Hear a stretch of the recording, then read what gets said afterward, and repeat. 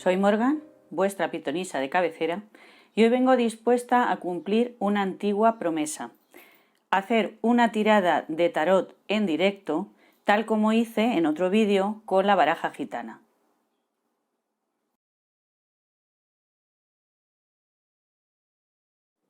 Una vez más, yo hago planes y la vida impone los suyos. Es por eso que esta tirada se ha retrasado un poquito más de lo previsto.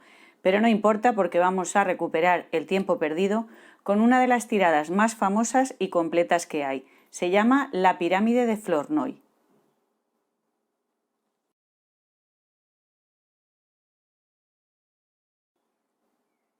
Para esta tirada se utilizan solo los arcanos mayores. Empezaremos, por tanto, recordando cómo es una baraja de tarot. Los tarot tienen 78 cartas, 22 de ellas corresponden a los arcanos mayores, que son estos que os he traído aquí, en dos barajas diferentes, para iros mostrando los dibujos, y 54 arcanos menores, que utilizaremos más adelante.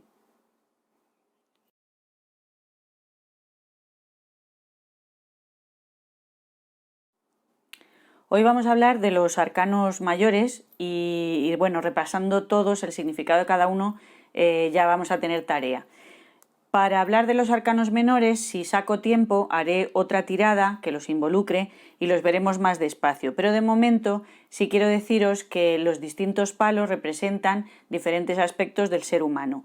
Los oros son lo material, lo económico, las copas son lo emocional y lo intelectual, las espadas son la toma de decisiones, la capacidad así, el poderío, ¿no? Y los bastos son la tierra, la raíz y lo ligado a lo más primario. Luego, cada carta viene numerada igual que en una baraja normal, entonces el significado final vendrá determinado por el palo en cuestión y el número de esa carta concreta que estemos viendo. Vamos ya con el significado de las cartas, que vamos a ver una por una. Os he traído, como comentaba, dos barajas distintas: el tarot de oro, que es la reproducción del tarot Visconti Sforza, el más clásico, y el tarot Balbi, para que veáis que más o menos las cartas en lo esencial son iguales. Por lo tanto, el significado supuestamente es estándar. Pero si consultáis distintos manuales vais a ver que varían en matices y en pequeños detalles, con lo cual para la lectura final que se haga, pues va a influir mucho cada lector o lectora, sus características, su bagaje, su experiencia y también su intuición. El mago o prestidigitador simboliza el origen, el principio, la voluntad y esa chispa primera de inspiración. También suele indicar que la persona que consulta, cuando lo representa esta carta, tiene en sí misma las herramientas para, en principio, salir con bien. Luego dependerá de cómo las utilice. En el aspecto negativo sería falta de voluntad y abulia, indiferencia, etc. Pasamos a la siguiente carta, que es la papisa. La papisa es el principio femenino y representa la intuición, las cualidades más interiores, la espiritualidad. Es un poderío, pero sobre todo en ese aspecto. En el sentido negativo nos hablaría de excesiva pasividad y de resignación ante las circunstancias. Tercera carta, la emperatriz. Si las comparáis, veis que la emperatriz tiene los símbolos del poder, pero más mundano. Representa la inteligencia y la creatividad de una mujer y la maternidad, pero en el sentido más amplio, es decir, la capacidad de gestar ideas, proyectos y todo tipo de cosas, de asuntos. En el sentido negativo hablaría de autoritarismo y también posiblemente de problemas con los embarazos. El emperador es una figura patriarcal y nos habla de poder terrenal, también de raciocinio, de razón, de seguridad, y en el aspecto negativo pues sería como masculinidad brutal y también despotismo, ¿no? Como un poder ejercido de mala forma. El Papa El Papa es una figura también poderosa, pero nuevamente, igual que entre la papisa y la emperatriz, aquí sucede lo mismo. El Papa nos habla más bien de sabiduría, de amor por el conocimiento y de un poder, pero sobre todo basado, se convierte en una figura de autoridad, pero por el respeto que inspira. Además, indica una enorme vocación pedagógica. O sea, es una figura, al contrario que el ermitaño, que lo veremos más adelante, que es solitario y más introspectivo, se queda su sabiduría para sí. El Papa tiene necesidad de compartirla y de expandirla. En el aspecto negativo nos hablaría de generosidad desmedida, o sea, mal encauzada, de demasiado tradicionalismo y de dudas sobre la propia capacidad. Pasamos a los enamorados, que es la carta 6, que representa en el aspecto más obvio el amor, pero también es una carta, fijaos que hay un hombre entre dos mujeres y está Cupido arriba, y aquí Cupido está entre la pareja. Entonces nos habla también de alternativas, de decisiones que hay que tomar, elecciones que hay que hacer. En el aspecto negativo hablaría de amor no correspondido o de inconstancia amorosa, de volubilidad, etc. El número 7 es el carro, que representa los desfiles triunfales de la antigüedad.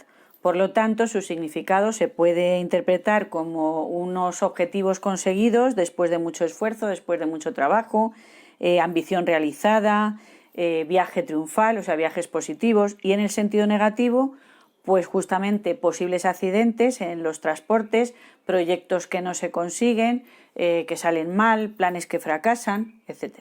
Vamos ya con el número 8, que es la justicia, justicia humana y divina, y también equilibrio, imparcialidad, resarcimiento, justa recompensa.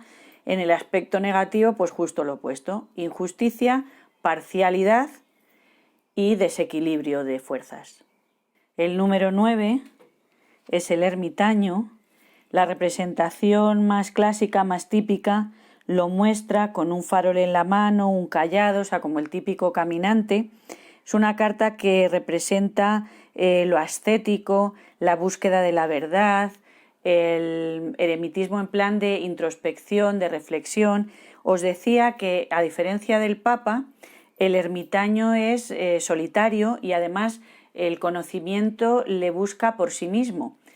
Pero no se trata de egoísmo, en realidad es más bien el principio ese de mejórate tú para mejorar el mundo. O sea, entienden que el cambio primero es, o el mejoramiento consiste en hacerte a ti mismo lo más perfecto posible.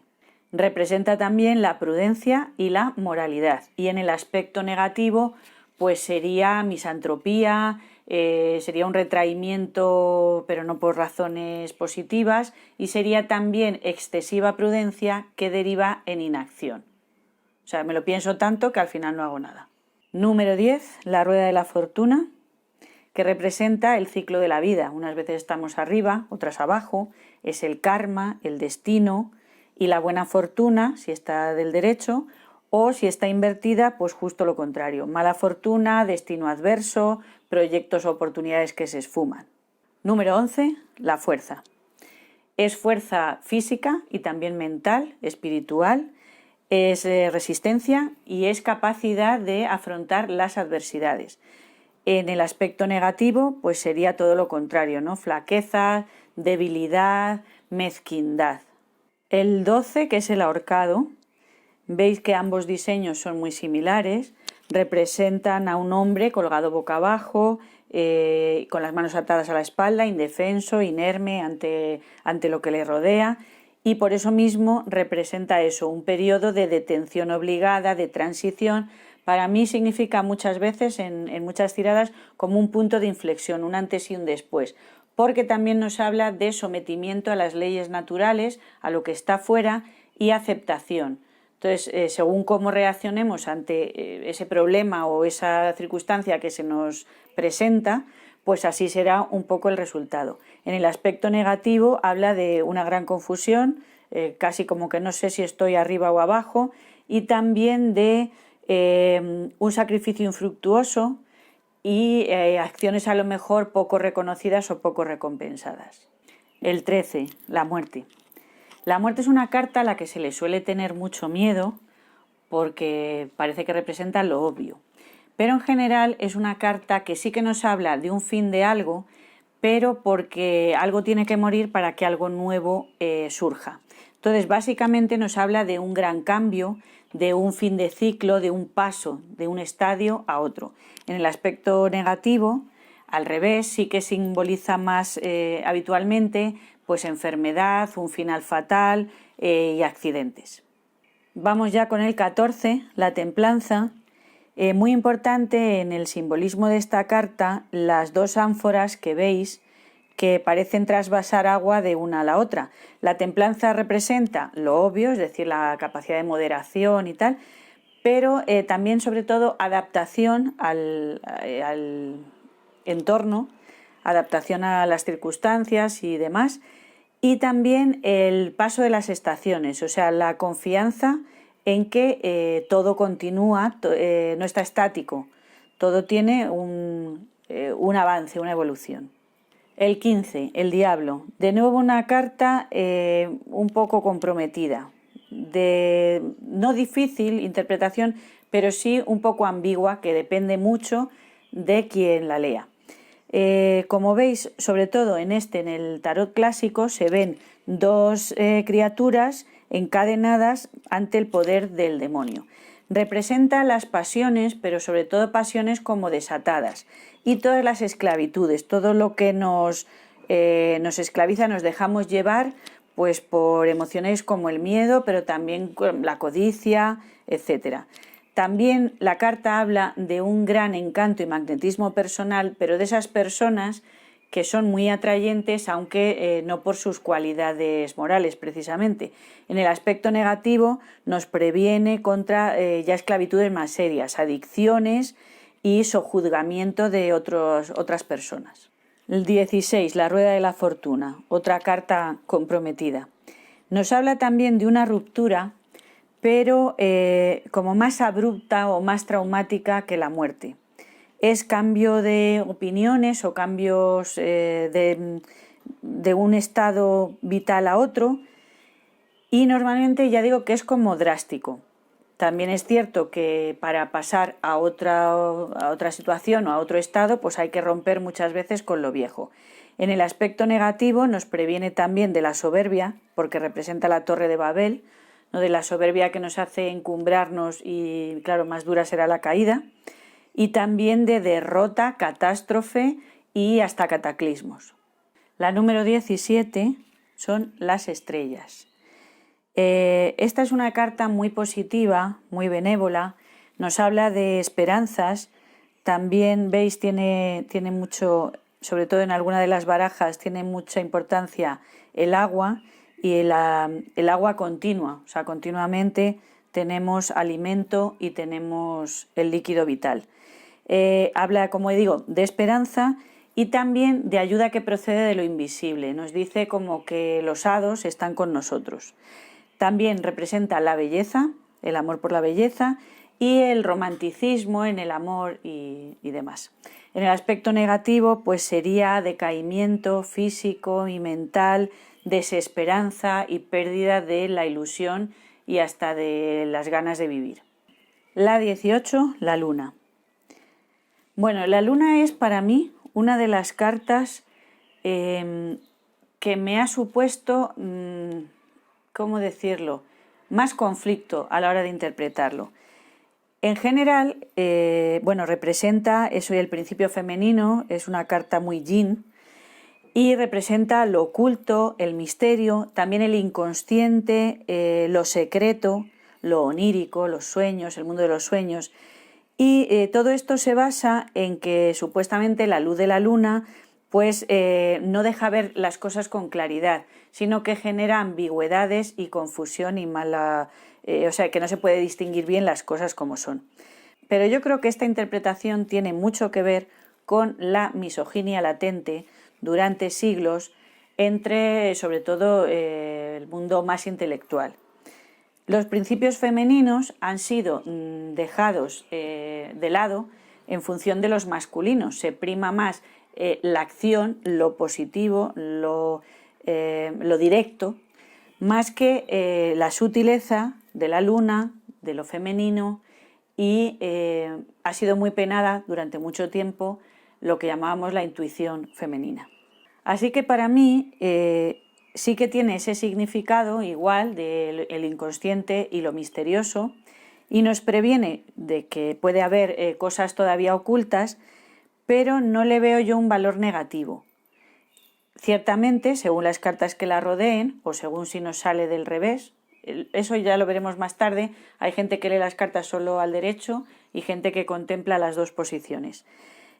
Pues eso, en su aspecto negativo podría hablarnos de confusión, de gran confusión mental e incluso de locura, de pérdida de contacto con la realidad, o sea, de no ver las cosas como son.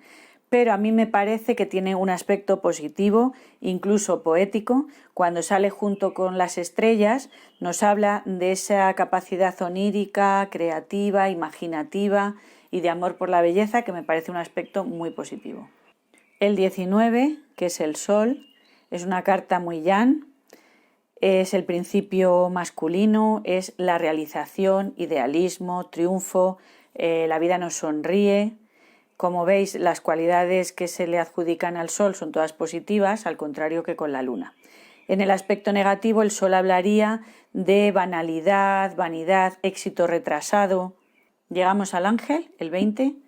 Es también el juicio, se le llama. Esta carta nos habla de un anuncio, tal vez, de renacimiento, de sorpresa, un despertar, una renovación. Y en el aspecto negativo hablaría de postergación, retraso en el cumplimiento de los planes e incluso conflictos interiores graves.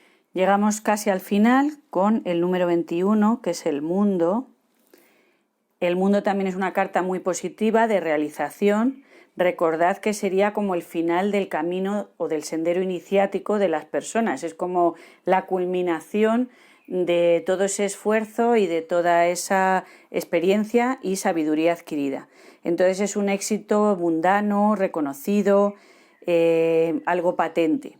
En el aspecto negativo, pues sería éxito retrasado o no conseguido, reveses inmerecidos de fortuna y fracaso de deseos o de proyectos importantes para la persona.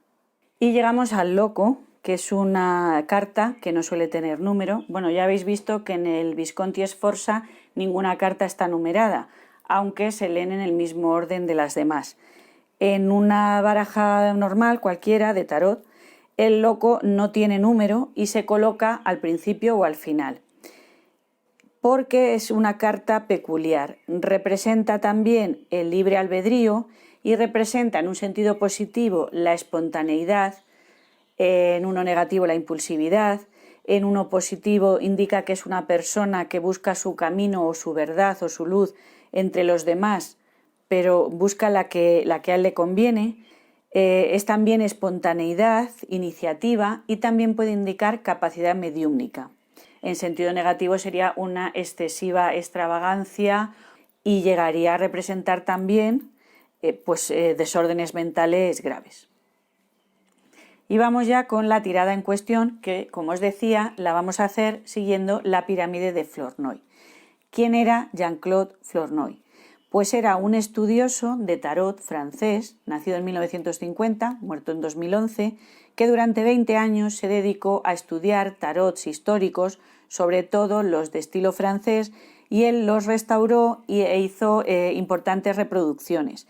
Era ilustrador, iluminador, y hizo restauraciones normales de cartas y también unas de gran tamaño que fue llevando por distintos países a través de exposiciones, las fue mostrando. Entonces ideó este método que os voy a contar ahora.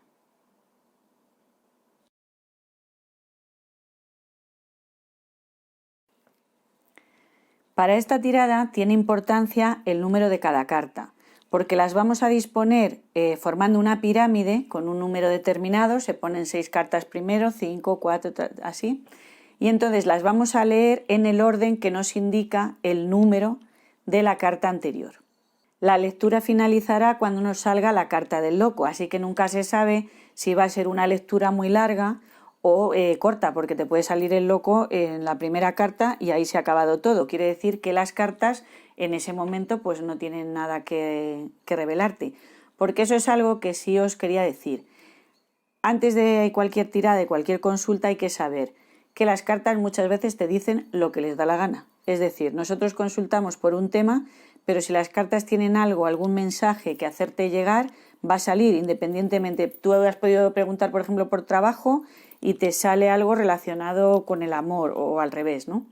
Y por otra parte, también es cierto que a veces, y eso lo noto yo más en la baraja gitana, si preguntas cosas que todavía no están definidas, que están todavía, hay demasiadas incógnitas, pues te sale prácticamente nada. La consulta de hoy es una consulta real de una mujer que quiere permanecer en el anonimato, que se encuentra en una relación sobre la que tiene ciertas dudas. Entonces quiere preguntar qué se le augura en la relación y qué final puede tener. Así que me voy a trasladar a otra mesa para que podáis, si consigo poner bien la cámara, que podáis seguir la tirada y luego nos volvemos a ver.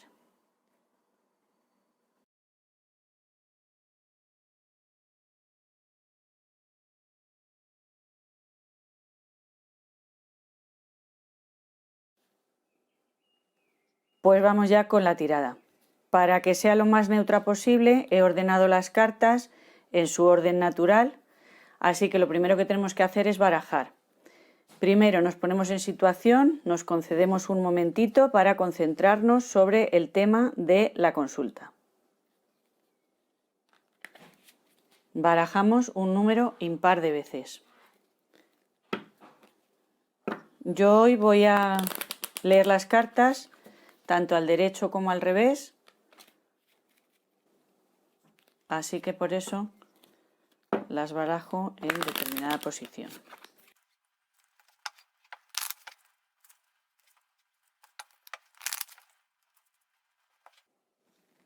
Ahora cortamos nuevamente, concentrados. Y ahora procedemos a colocar las cartas. Para que las recoja la cámara, pues voy a tener que hacer virguerías, voy a ver cómo me las apaño para colocarlas todas. La primera fila tiene 6 cartas, 4, 5, 6. Luego ponemos 5 y así sucesivamente.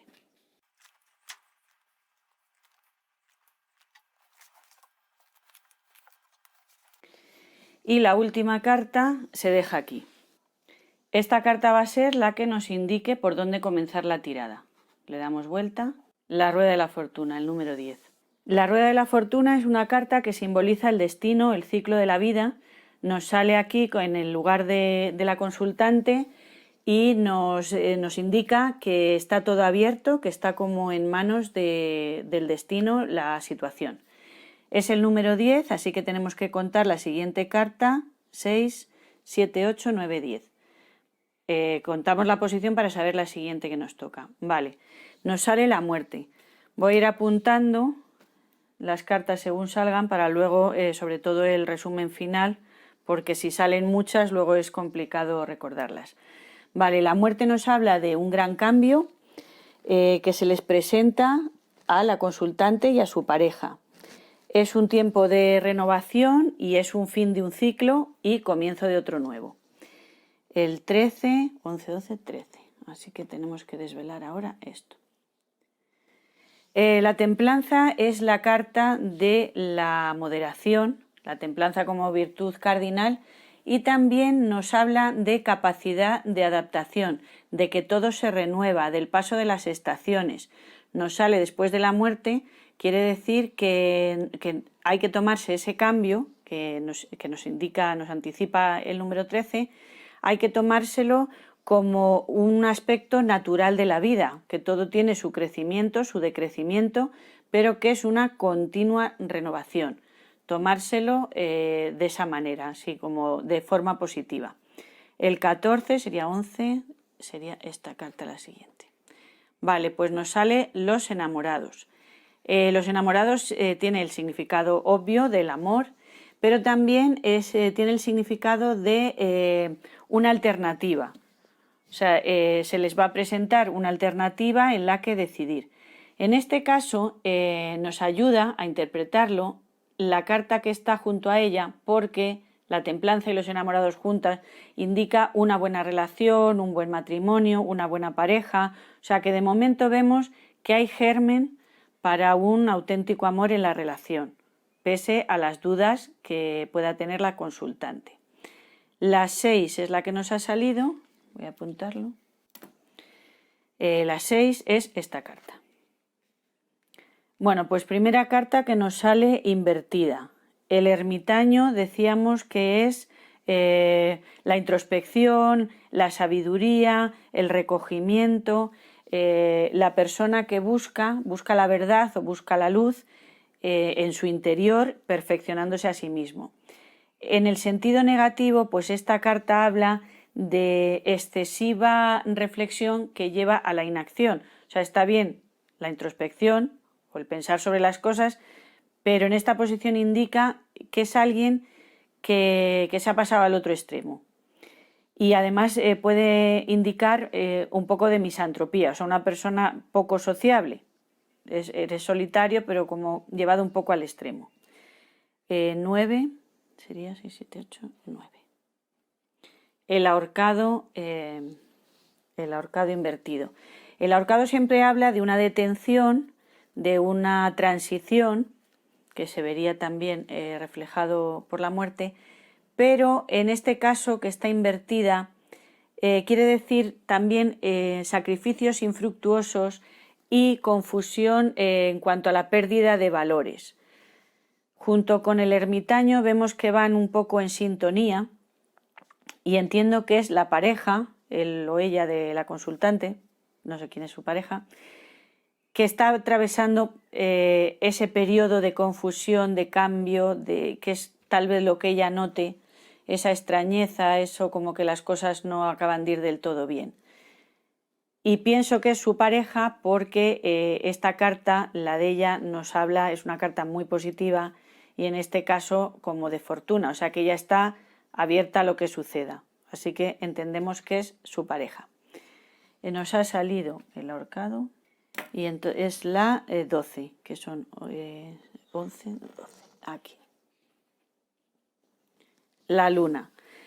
Pues la luna nos sigue en sintonía con las cartas anteriores y nos habla de lo mismo. La luna, ya os decía, que representa el inconsciente, lo onírico y también lo que todavía no se ha desvelado, lo que está oculto, el misterio.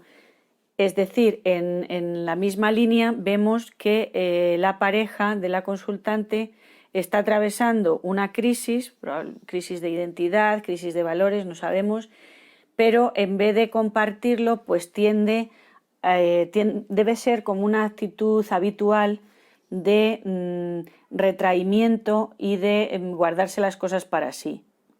Vamos a ver qué desenlace tiene. El 18, así que son 11, 15, 18. La siguiente carta es el emperador. Pues esta carta nos habla de potencia, o sea, de una capacidad de mando y de autoridad y de raciocinio. Así que bueno, vemos que hay un lado oscuro, pero vemos también que hay un lado positivo, más de luz. La 4 sería esta. La papisa invertida. La papisa invertida nos habla de pasividad y de resignación. O sea, que se ha conformado la persona con la situación y en vez de ocurrírsele cambiar las cosas o hacer algo, de momento está simplemente ahí resignándose y aguantando el tirón. La papisa es la 2, así que vamos al 2. Bueno, pero nos sale una carta muy positiva, que es las estrellas.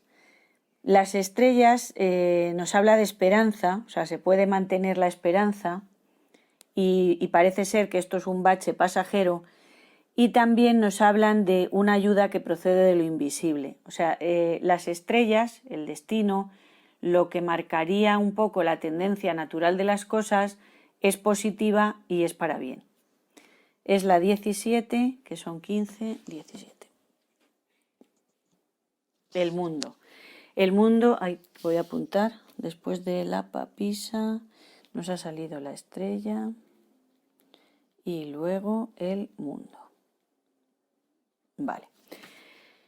El mundo es una carta también muy positiva de realización y además de mundanidad. O sea, que algo que va a plasmarse en el exterior. Parece ser que el bache se supera. 21. La torre fulminada. La torre fulminada siempre nos habla de una ruptura como drástica, o sea, algo clamoroso. Seguramente es una pelea o una discusión intensa. No nos ha salido al revés, que indicaría ya verdadera catástrofe, sino que la tenemos que interpretar en un sentido más positivo. Es a veces una pelea, una discusión, limpia el ambiente y hace cristalizar esas cosas que estaban fluctuando por ahí, pero que todavía no se habían concretado. No me la he apuntado, ¿vale? La 16. 15, 16. El Papa. El Papa, que me lo apunto, es una carta que nos habla de sabiduría interior, moderación y también de vocación pedagógica, de compartir con otros el conocimiento y demás. En este caso, yo lo veo como una figura que puede ser un consejero o consejera que ayude a la pareja tras el momento de crisis. El 5. 1, 2, 3, 4, 5. Aquí tenemos la justicia de nuevo invertida. Es una situación de desequilibrio, de injusticia y de parcialidad o prejuicios. Vamos a ver dónde nos lleva esta carta. El 8. 6, 7, 8. El diablo. El diablo y además invertida. Empezamos a pensar en cosas un poco más serias. Voy a apuntar, estábamos con el Papa, luego la justicia invertida y ahora nos ha salido el diablo también invertida. Estamos hablando aquí de adicciones, de excesos en la dirección que sea. De nuevo es algo que está interfiriendo y además es lo que está inclinando la balanza demasiado en una dirección negativa. El 15. El 15 es aquí justo. La emperatriz. La emperatriz es una carta de nuevo positiva. Representa la femineidad y maternidad en sentido amplio, o sea, mujer capaz de gestar todo tipo de ideas, de proyectos, una mujer inteligente y bien asentada, con seguridad en sí misma. O sea, eso es lo que le va a jugar a su favor a la consultante frente a esta situación que se nos ha puesto un poco complicada. La 3 es el loco. Y aquí tenemos que terminar. Bueno, pues ahora que han salido todas las cartas, llega el momento de interpretarlas en su conjunto. Ha sido una tirada muy, muy completa, porque bueno, nos han faltado 5 cartas por leer, y partíamos de una consulta en la que, bueno, se ve que está la persona que consulta dispuesta también y abierta a lo que le tengan que decir, o sea, receptiva, y a lo que tenga que suceder, pues sucederá. O sea, no parece que sea que de la solución de su relación dependa algo básico. O sea, ella se la ve asentada, ¿no? Y que tiene más cosas, más recursos que solo la relación en su vida. Entonces empezamos a ver que se le avecina un gran cambio, o sea, la situación, ella tiene sus dudas porque se le plantean una serie de cosas negativas que ella percibe, Entonces la situación, sea como sea, va a cristalizar muy pronto. Va a haber un gran cambio y entonces, para bien o para mal, las cosas no van a seguir así indefinidamente, sino que va a haber un antes y un después. Tenemos la templanza, o sea, la capacidad de adaptarse a los cambios de la vida y de asumirlos. Tenemos que su relación cuenta con una buena base, o sea, hay un verdadero amor entre ellos, pero no sabemos si eso será suficiente para que la cosa continúe. Porque vemos una serie de cartas enlazadas que empiezan con el ermitaño y diríamos que van hasta la papisa invertida, que nos indican a la pareja, él o ella. Yo diría por la carta del emperador que es un él, pero bueno, eso es una hipótesis. Entonces, indica que su pareja en cualquier caso está atravesando una crisis de identidad, de valores, que le lleva a caer, a dejarse llevar en adicciones. Excesos de todo tipo, no tiene por qué ser sustancias, puede ser adicción al trabajo, adicción a cualquier cosa, ¿no?, que te esclaviza. En vez de tomar las riendas de la situación y hacer algo que lo cambie, la persona de momento está demasiado hundida y lo único que consigue es intentar olvidarse de sus problemas pues, con medios externos. Luego vemos una serie de cartas positivas con las estrellas, es decir, que la situación tiene muchos recursos para solucionarse, pero tiene que pasar por una crisis. Si quieren tener posibilidades de solucionar y que prevalezca el amor que se tienen y digamos que el apoyo del destino, de la suerte para sus circunstancias, tendrán necesariamente que pasar por una discusión, una confrontación y sacar a la luz todas esas cosas que de momento están enterradas. Les podría ayudar una figura de una consejera o consejero, puede ser un profesional o puede ser una persona con dotes de mediación. A lo mejor, o sea, no necesariamente que se dedique profesionalmente a ello, pero bueno, les va a ser muy útil la ayuda de una persona. Y por último, ante los problemas que surjan, ella tiene que oponer su seguridad en sí misma, su inteligencia y sobre todo la noción de que tú eres un ser completo, sabes de lo que quieres, sabes a dónde vas y entonces, bueno, estás ahí para apoyar al otro, pero al final nadie es quien para arreglar la vida de nadie. Cada uno tiene que resolverse. Entonces, como conclusión general, yo le diría que tiene muchas posibilidades de que la cosa vaya bien, pero necesariamente hay que sacar a la luz lo que está oculto y con todos los datos sobre la mesa tomar una decisión de si continuar o no. Hasta aquí el vídeo de hoy. Espero que esta tirada os haya servido al menos como orientación de cómo se hacen, cómo se leen las cartas y como habréis podido comprobar, sobre todo en la recapitulación final que se hace, en esa lectura global del final, tiene mucha importancia o mucho peso el estilo de cada lector o lectora, porque ahí es donde más se emplea su intuición y la experiencia que ha ido adquiriendo en la lectura de cartas durante tiempo. Si las estrellas se alinean, volveré en algún otro momento con ese vídeo del que os hablaba, que involucre también a los arcanos menores, para que veáis cómo estos aportan ciertos matices o ciertas concreciones que nos sirven para complementar la lectura que hemos hecho con los arcanos mayores. Hasta entonces, que los hados os sean favorables y os permitan ser lo más felices posible.